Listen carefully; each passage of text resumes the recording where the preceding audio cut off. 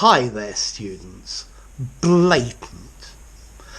Okay, we use the adjective blatant and the adverb blatantly to talk about bad behaviour, but bad behaviour that is open and without shame, brazenly obvious, unashamedly conspicuous, obvious and loudly obtrusive or offensive. So, for example, a blatant lie. Anybody could see it was a lie, and it was offensive how obvious it was as a lie.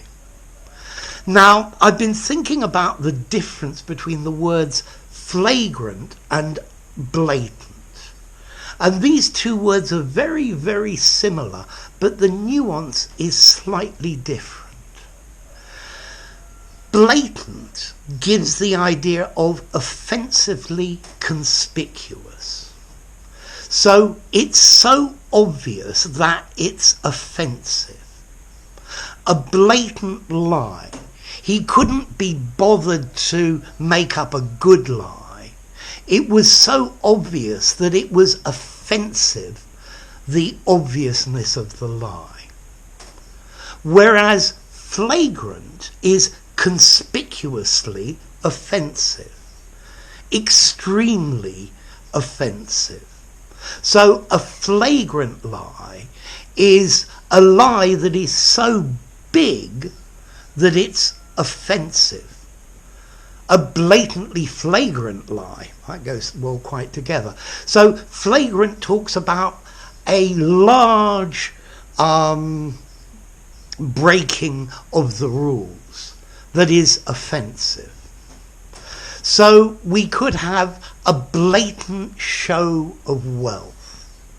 So he was showing everybody how rich he was, and it was so obvious that he was showing everyone that it was offensive. So, offensively noticeable. He had a blatant disregard for the rules. So it was so obvious that he disregarded the rules that it was upsetting. Notice a flagrant disregard for the rules. He breaks the rules to such a degree that it's defensive. The blatant elitism of our society.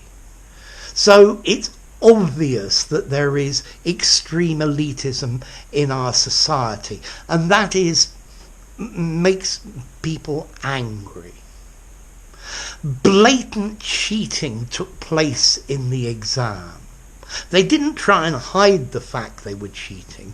It was open and obvious, and they didn't even bother to hide it. This is blatantly unfair. It's obvious, it's very clear that it's unfair. And the fact that it's so clear is offensive, it's upsetting. Okay, now the origin of this word's quite good as well. This word blatant was first used by Edmund Spenser. He's a poet who lived from about 1550 to 1600.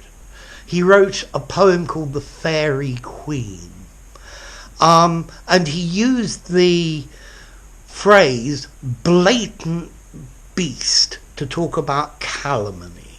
Okay? Now, you can also use this word blatant to mean loud and obtrusive and unpleasant. So the sounds of the trumpets are very blatant. They're too obvious. But I think this use is much, much less common. We nearly always use this word blatant to mean so in your face that it's unpleasant. Okay? Notice, blatant we're using about negative things. It was blatantly perfect. No, I wouldn't use it like that. I want to use this adjective blatant about bad behaviour. Somebody behaving badly. Okay? So, a blatant lie, a blatant... he's a blatant cheat. He was cheating blatantly. This is blatantly unfair. Now, next question. What about formality?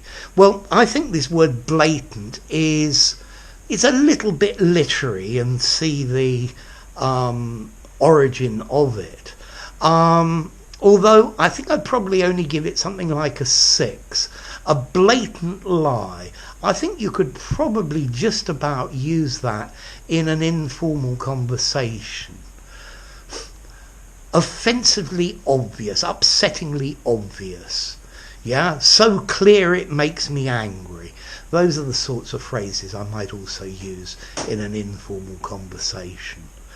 But I strongly suggest it for semi-formal and formal writing, particularly an essay or something descriptive.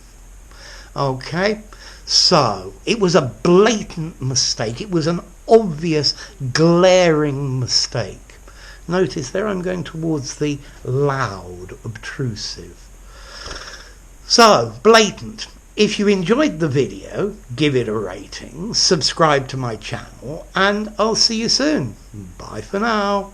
Blatant, blatantly.